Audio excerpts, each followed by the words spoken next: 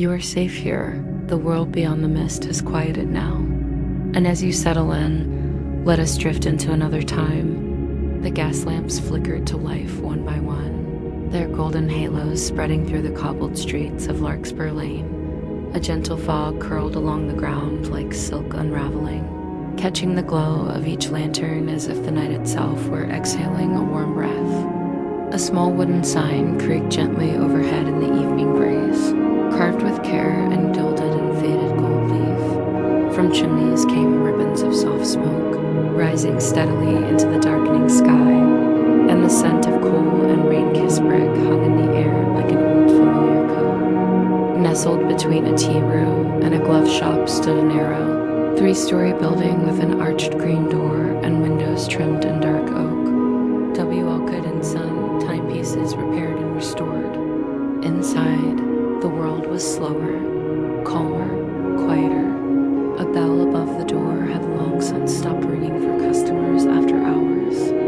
His long fingers, ink-stained and callous from years of delicate work, moved with the same precision as they had 50 years prior. Tonight, he worked on a miniature French desk clock with an enamel dial. The sounds of hooves on cobblestone, once frequent, had faded with the hour. The world outside could be cold, uncertain, bustling with change and the rising pulse of industry, but within these walls, it remained still, constant, timeless. Her fur gleamed in the firelight, a palette of ash and honey. She let out a soft purr, kneading the braided rug with her paws, content in the predictable comfort of the clockmaker's world. A lone lamplighter passed by the shop front, his figure blurred behind the glass, reaching up with his long pole to coax another gas lamp into bloom. The kind of peace that, even when silent, felt as though it remembered lullabies from another century. To the soft tread of his late wife's footsteps descending the stairs in slippers, it stood in the corner like an old friend, polished to a satin sheen, with its brass pendulum gently swaying like a heartbeat made visible. He moved from the workbench to the front room, where the shop floor held a small sitting area for customers. There, a plush armchair waited near the fireplace, its cushions slightly worn from years of good use. He sat, easing into the embrace of it, and reached for a book resting on a side table, the Curious Journal of a London Botanist, one of his old favorites. To the faint rustle of her skirts as she walked to the window and peered through the curtains just to see if it was still raining. The flames whispered as they fed on the logs, a sound like crumpled paper kissed by wind. She had loved the rain, set it soft to the edges of the world. William smiled softly. The house spoke in little ways. It had grown used to him, and he to it. The ticking of clocks filled the air, not in discord, but in harmony. A distant carriage rolled past, its wheels softened by the damp.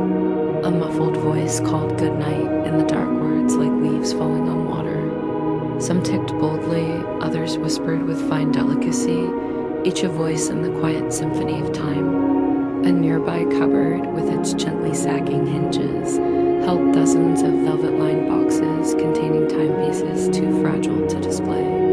William glanced at them now and then not out of need, but affection, the way one might glance at childhood toys kept not for use but for memory.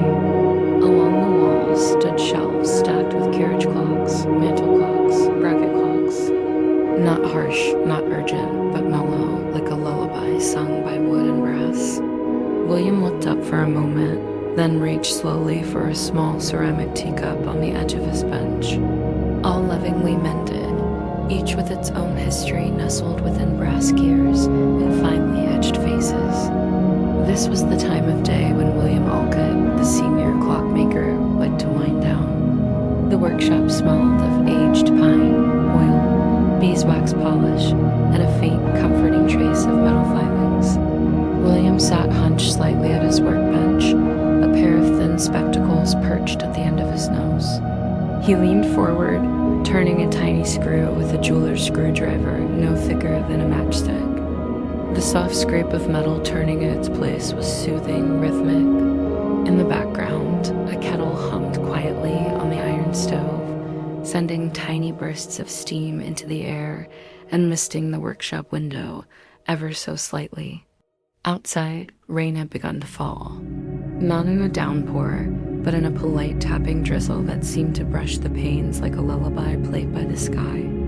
William took a slow breath, letting the warmth of the workshop embrace him. From the corner of the room, the family cat, a long-haired tabby named Thistle, stretched lazily on the rug before the stove. The air smelled faintly of bergamot and leather-bound books. A clock in the corner struck 7, its chimes rising sweetly into the air. The tea was lukewarm now, still he sipped. Earl Grey with milk, familiar, gentle. He closed his eyes just briefly and allowed his mind to drift, not in sleep, but in thought. The shop's main clock, a tall and regal long case built in 1812, let out a low tick and resumed its breath-like rhythm. William rose slowly, smoothing the front of his corduroy waistcoat. The fire crackled gently, casting golden light onto the floorboards, where shadows danced between furniture legs like children playing in secret. For a time, William read. Then he simply listened to the tick of clocks, the patter of rain, the hush of wind curling through the chimney flue. Somewhere upstairs, a floorboard creaked as if in agreement with the night. From outside came the clink of the lamplighter's hook tapping the next post. The world had grown quiet, and within that stillness, time moved gently on. The next morning came not with a rush of sound, but with the soft unfolding of daylight through lace curtains. The sun rose behind a veil of silver cloud, casting a milk-glass glow over Larkspur Lane. He had not truly fallen asleep in the armchair, just drifted into the quiet rhythm of rest, the sort of half-dreaming that one can only do in a place that has known their heartbeat for decades. A blanket had been drawn over his lap at some point, likely by the housekeeper, Mrs. Penwhistle, who was known for her quiet footsteps and her unwavering opinion that all men, no matter their age, needed tucking in. The chimneys exhaled their gentle smoke again, and all around the city, roofs glistened faintly with dew. In the back of the clock shop, William stirred to life. Mrs. Penwhistle, it seemed, was awake. The fire had faded to glowing embers, and the scent of the night lingered faintly in the room. Rain-damp wool, extinguished candlewick, and the warm ghost of toasted bread. Outside, the first few pedestrians passed beneath the gas lamps, which had gone dim with the sun's return. A boy in a peaked cap swept the cobblestones near the bakery.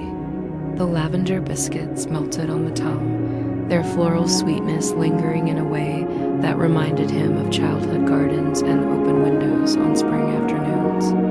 Across the street, Mrs. Witherby, the widow who ran the hat shop, adjusted a mauve bonnet in her display window. Repairs came in throughout the week, usually tucked under arms or in velvet-lined boxes, often accompanied by stories of great sentiment. It belonged to my father before the war, or it was a wedding gift from a cousin long past. Inside, the mechanism was intact but stiff. A little oil, a careful adjustment, and a patient hour would bring it back into gentle rhythm. William never hurried such matters. Time was his business, but never at the expense of peace. She was a woman of few words, but many expressions, and her face often told a full conversation before she ever opened her mouth. I'm afraid so. The clocks were good company. He visited once every few months, always with a jar of jam from his wife and a book tucked under his arm. He wound it slowly, listening to the delicate flutter of motion, resuming a heart reawakening. The last time he'd come, he brought a tartan scarf and insisted his father begin using it, before the London wind knocked him into a drain pipe. On the counter lay a single letter, its envelope thick and cream-colored, addressed in a swirling hand. On the table today sat a charming old marine chronometer in a walnut box, its brass dial dulled slightly with time, but still bearing the signature of its maker. A. Berriman, Devonport, 1841. The tools he used were each as familiar to him as breath. Tweezers with mother-of-pearl grips, a loop for inspecting fine etchings, and a slender brush made from squirrel hair for dusting the gears. Today, she wore the look of mild amusement, a raised brow, and the ghost of a smile. Inside was a single folded sheet of parchment, the writing as elegant and looping as the address. From above came the sound of a house stirring a drawer opening, the clink of ceramic on washstand, and a kettle beginning to hiss once again in the little scullery. She descended the stairs slowly, as she always did, with her slippers whispering against the worn oak steps. You do not know me, but I have long admired your work. Your reputation reaches even the far corners of Yorkshire. It has not ticked since the equinox, and I fear it will not again, unless guided by more capable hands than mine. The name Bartholomew stirred distant memories, a tall man with ink-stained cuffs and a voice that carried stories in every syllable. Perhaps Miss Thorne's request was eccentric, or perhaps it was exactly the sort of work his hands still ached to do. His father had been known for crafting pieces with unusual complexity. Some even whispered about certain enhancements that bordered on the fantastical. I am the caretaker of a most unusual clock, inherited from a relative who once apprenticed under a Mr. Bartholomew Alcott, your father, I presume. The kind of rain that painted rooftops darker and made everything smell like memory. A warm beam settled briefly on a nearby photograph, a sepia portrait of his son Henry as a child, sitting on a stone wall with a crooked smile and a wooden toy horse in his hands. Outside, Larkspur Lane dipped into hush again, as if listening. Fell asleep reading again, Mr. Alcott? William chuckled softly, stretching his legs beneath the blanket. She nodded, already busying herself with the morning tray, 2 cups, a polished silver teapot, a small bowl of sugar, and a plate of her homemade lavender biscuits, which had the curious effect of calming the nerves while also making one feel vaguely as if they deep been kissed on the forehead by summer. The ticking continued from every corner of the shop, slightly soft now by the daylight that filtered in through the wavy glass of the windows. Life returned gently as it always did. William took his tea slowly, letting the warmth spread through his chest like sun through fog. He glanced at the mantel clock, nearly 9:30. Mondays were never rushed affairs in the shop. He rose from the armchair, set his teacup aside, and padded into the back room where his tools lay waiting on the velvet mat. William opened it gently, as one might open a music box or a letter from a lost love. He set to work, letting the calm of craftsmanship guide his thoughts. As he worked, the light shifted slowly across the room, dappling the counter and the shelves in soft gold. Henry now lived in Kent, managing a post office in a quiet village near the sea. William smiled at the memory. Time's soft edges, yes, but it also polished them until the sharpest recollections gleamed with tenderness. The chronometer clicked faintly beneath his fingers, beginning to breathe again. A bell jingled faintly from the front of the shop. Mrs. Pinwhistle had already crossed the threshold, wiping her hands on a muslin cloth. "Post them," she called gently. William wiped his fingers and followed the scent of morning paper and fresh ink. Mr. William Alcott W. Alcott & Son, Larkspur Lane, London. There was no return address. Only a curious wax seal stamped with the image of a small star and the word Reverie below it. He turned it over carefully and opened it with a small brass knife. "Dear Mr. Alcott, I hope this letter finds you well. This clock, you see, does not simply mark time, it seems to respond to it, to feelings, to weather. Might I bring it to your shop? I understand such requests are peculiar, but then so's time. With respect, Miss Evangeline Thorne." William read the letter twice more, fingers resting lightly on the paper. He folded the letter carefully and tucked it into the pocket of his waistcoat. The shop remained still around him, clocks ticking in quiet unity. Later that afternoon, rain returned, just a drizzle, polite and unhurried. William lit the lamps early. The flicker of gaslight shimmered on the clock faces, dancing along brass rims and glass domes. There was a story about to begin.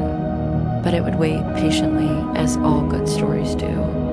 The following Thursday arrived with a cool breeze that swept through the alleyways and rattled the iron grates, just enough to remind the city it was still autumn. Leaves gathered in elegant little spirals along the pavement ochre, rust, and copper-like forgotten pages from an old folio of nature's poems. The bell above the clock shop's green door tinkled at precisely 10:30, and in walked Miss Evangeline Thorne. Tall, yes, but with a softness in her stature. She wore a dove-gray cloak and gloves of fine wool, her boots clean but dusted faintly at the toes, suggesting she had walked a fair way. Her eyes were the sort that rarely missed a detailed pale blue with a flicker of thoughtfulness behind every glance. In her gloved hands, she held a square parcel wrapped in oilskin and tied with a green velvet ribbon. She was not quite what William expected, though he hadn't known precisely what to expect. "Mr. Alcott?" she asked gently, her voice as soft as the chime of a porcelain bell. "Indeed, and you must be Miss Thorne." William stepped forward, brushing a hand over his vest. She gave a gracious nod and stepped further inside, the door closing behind her with a muted click. "I hope I haven't come at a troublesome hour. It belonged to my great-uncle, Elias Thorne. He lived alone in the moorlands, quite reclusive, really, but he always said his greatest treasure was the Bartholomew clock. He spoke of it as if it had moods, as if it understood things he himself didn't. Not at all," he said, motioning toward the sitting area near the hearth. "You've brought the piece?" She unwrapped it carefully, revealing a most curious timepiece. Atmospheric pressure, magnetism, vibration, but this seems... He paused. "Personal. About the size of a large book, the clock was encased in rosewood with inlaid mother of pearl and delicate geometric patterns. Once, it ticked only during a thunderstorm. The dial was elliptical rather than round, with numbers etched not just around the edge, but spiraling inward, as though time were collapsing gently upon itself. The hands were made of copper, and their shapes were distinctly botanical, one shaped like a fern frond, the other like a narrow petal. "Would you like to stay for a cup of tea before your journey home?" "Yes, that's the word. Personal." Mrs. Pinwhistle, already aware of the visit, arrived with her usual silent timing, placing a tray between them, spiced Darjeeling, milk in a tiny porcelain jug, and soft oat biscuits scented faintly with nutmeg. At its center, just beneath the hands, was a small silver keyhole surrounded by a carving of stars and cloud curls. It was unmistakably his father's work, signed, in fact, in the tiniest engraving beneath the mainspring. B. Alcott, 1862. Beyond the expected arrangement of gears and springs, there were additional elements, a polished crystal lens tucked within the central spindle, nothing. Then, on a whim, he opened the shop's back window slightly.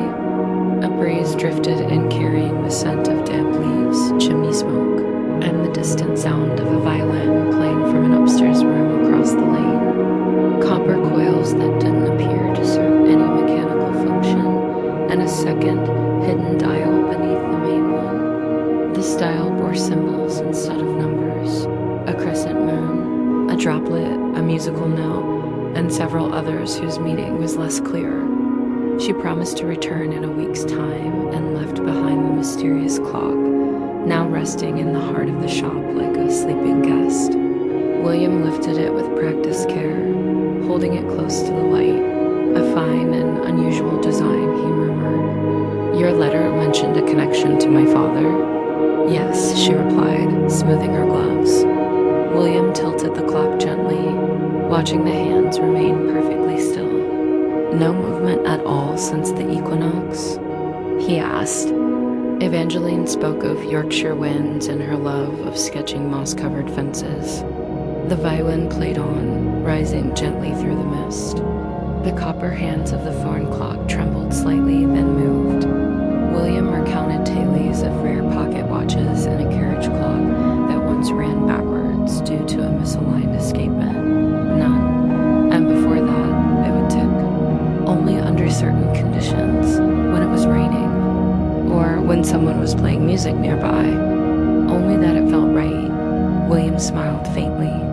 Some clocks are sensitive. Evangeline's gaze softened.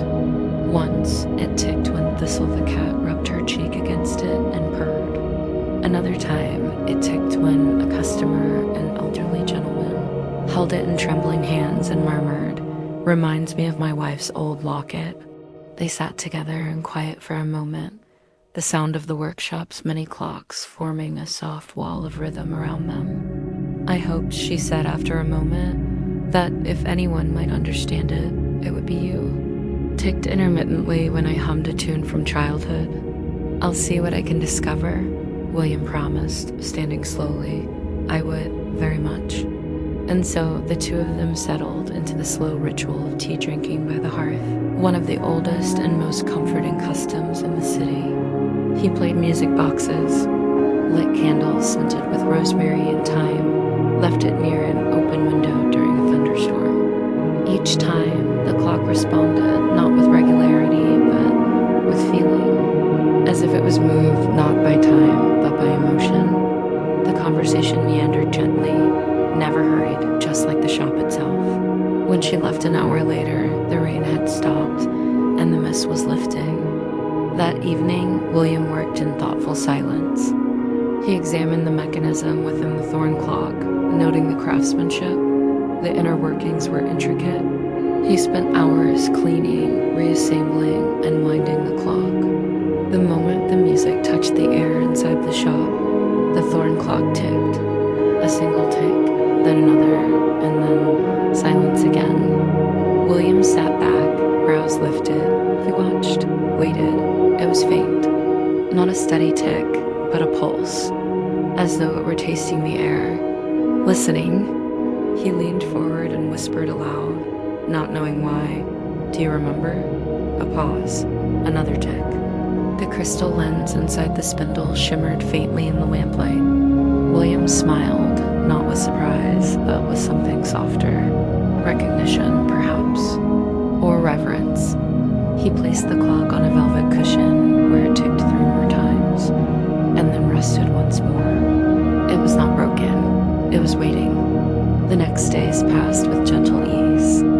William tended to his usual repairs, all while keeping the thorn clock nearby, testing it under various conditions. It ticked most when there was laughter in the room. Mrs. Pinwhistle, on observing this, nodded once and declared simply, "That clock's got a soul, it has." And William, surprisingly, did not argue. He began writing notes in a little blue ledger, detailing the conditions under which it ticked. His handwriting steady and looping filled page after page. Tuesday, late evening, heard piano across the lane. Clock ticked steadily for 90 seconds. Thursday, during rainfall. Friday, candlelight only. 1 tick as Thistle yawned and rolled over. By the time Evangeline returned, the clock had ticked 347 times. And the story was only just beginning. The second visit arrived under a pale sky, stitched with strands of light cloud like threadbare linen. A fine mist clung to the city rooftops, softening every edge until even chimneys seemed to blur gently into the morning. Larkspur Lane wore its usual quiet dignity, each storefront like a memory left carefully in place. Miss Thorne arrived in the late morning, wrapped in a navy shawl, her cheeks pinked by the walk. William was already waiting, the little thorn clock resting beside him on a velvet cloth like a cherished heirloom. The moment she entered, it ticked, just once, a clear, curious sound, as though it recognized her. Evangeline's eyes lit with quiet wonder. "It's never done that for me before." "I believe," he said gently, "this clock responds not to mechanics, but to presence." William offered her a seat by the hearth, where the fire had been freshly stoked. He handed her the little blue ledger. She opened it slowly, scanning the pages. Her gloved fingers paused on one particular note. Clock ticked when a photograph of Elias Thorne was placed beside it. 6 clear ticks, then stillness. The fire crackled gently, and the wind moved outside like a sigh through the chimney pots. He spoke to the clock Sometimes he'd tell it stories, or sing. I'd hear him through the floorboards, the Bluebell of Scotland, or some strange sea shanty. William smiled faintly. Perhaps the clock was listening. A silence settled between them. I used to think Elias was a little mad, she said quietly, tracing a fingertip along the edge of the page. One appeared to be an eye with a teardrop beneath it. The other, a small pair of clasped hands. Emotion? Evangeline looked up. It's strange, but I've never felt unnerved by it. Only comforted, as though it wanted to be understood. Yes, William said. That's how it feels here, too. They sat in companionable silence, drinking tea and watching the light shift through the lace curtains. Outside, the lamplighter passed by early again, pausing at the end of the lane as if unsure whether to light the lamps just yet. Do you believe your father built it that way? The days were shortening. Even the sun seemed to hesitate. You can sometimes sense it in very old houses or beloved books. A kind of presence, not a haunting, more of lingering, like the walls themselves have learned to remember. Later, William opened the clock again and let Evangeline watch as he showed her the second dial, the one with symbols. At one point, Evangeline recited a poem aloud, a piece her uncle used to read during stormy nights. She studied it carefully, her brow furrowing slightly. The droplet, she murmured. Rain, he nodded. Possibly. The crescent might indicate nighttime. The musical note, well, that one is obvious. But then she pointed at two others. He removed it gently, unfolding it beneath the lamplight. The shop was dim, but not cold. The fire is still glowing. The scent of beeswax and wood polish hanging in the air like a memory. The copper coils, the curious spiral of the hands, the hidden crystal lens, they all hinted at a mechanism too elegant to be merely mechanical. William's eyes sparkled behind his spectacles. You're thinking like a clockmaker's daughter already. He only nodded once, as if something sacred had passed through the room. She smiled at that, her face lighting with rare warmth. Then, almost without thinking, he whispered aloud. He closed the case gently. I think this is no ordinary timepiece. It's something more. Something that needs to feel. Evangeline leaned closer. I believe he discovered something, William said softly, or invited something into it. They spent the afternoon wrapped in those musings, testing the clock again and again under different tones and voices. Customers lingered longer. A woman brought in a broken music box and stayed for tea. A little girl stopped by every afternoon to watch the cat sleep by the fire. Even Mrs. Penwhistle, normally reticent, began humming softly as she dusted. Time is not kept in ticking hands. William hesitated, then nodded. But only if you promise to tell me what it remembers. Each tick of the clock seemed to correspond with something felt joy, wistfulness, comfort, longing. But in the space between them, in glances, sighs, and gentle strands of words, we dare to send them. As she spoke the final line, the thorn clock ticked 6 times in elegant succession. She felt quiet, eyes shimmering slightly. William didn't speak. And William, watching Evangeline place the thorn clock once more upon the cushion, realized something quietly profound. That night, long after Evangeline had gone, William returned to his workbench. He opened the back of the thorn clock again, studying it beneath the jeweler's loupe. Then he noticed something new. I lit a candle and recited the first chapter of Elias's journal, just as he used to do in winter. A tiny cavity beneath the base plate, almost imperceptible. Within it, a folded scrap of vellum. It was his father's handwriting. For the one who listens, not just hears. For the one who feels, not just fixes. Time is not a measurement, it is a message. William stared at the words for a long time as the clocks around him ticked softly in the darkness. Thank you. And from the velvet cushion beside him, the thorn clock ticked once. Over the following week, the shop seemed to hum with something gentle. Not change, exactly, but deepening. William and Evangeline continued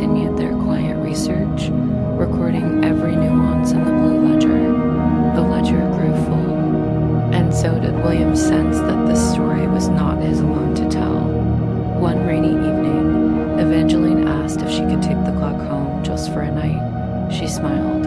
"I will." And so she departed, the clock once again wrapped in oilskin, tucked beneath one arm like an old friend returning home. The next day, she returned before sunrise. William, rising early for the first time in years, found her waiting on the shop stoop, eyes alight with something close to joy. "I read to it," she said, as he opened the door and let her in. "And?" William asked gently. "It ticked," she whispered, "for every line." Then stopped at the last sentence, as if it knew the ending. Inside, the shop warmed slowly with morning. The clocks resumed their gentle chorus. This was not a device, it was a vessel. And it was listening still.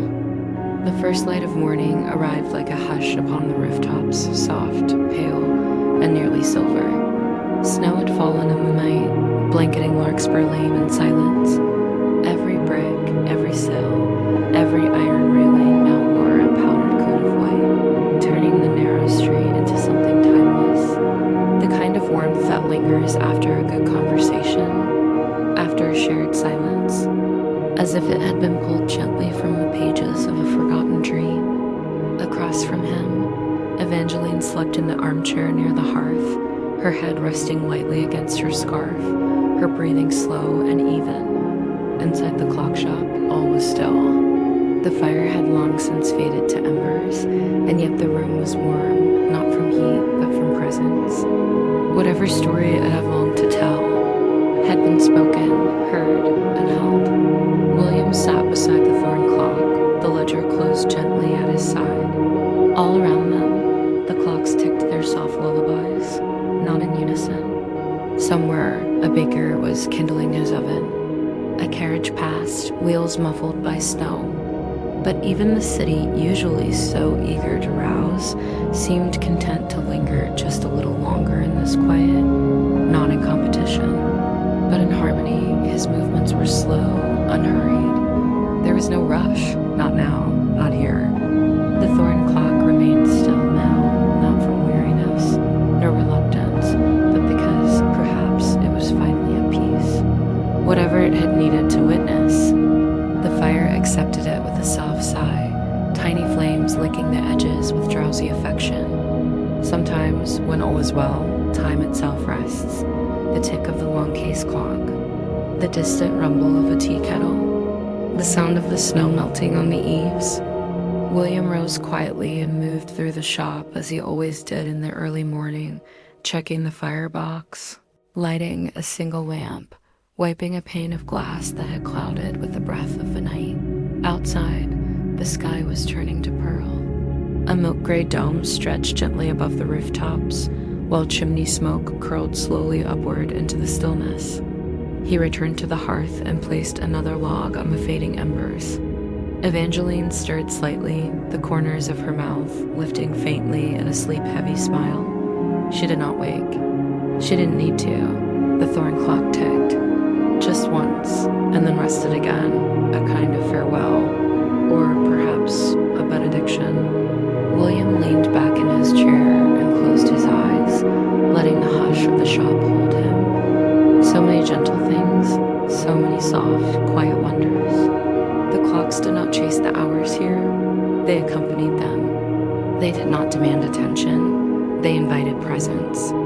And so, as the morning stretched forward into its slow silver beginning, the shop remained still, at peace, a place where time no longer hurried, where it listened and waited and remembered, and where sleep too was welcome. So rest now, let the ticking carry you gently, let the warmth hold you. There is no need to move, no need to think, only this moment and the next and the next in quiet rhythm. In perfect calm, like the soft breath of an old clock, and the gentle hush of time falling asleep.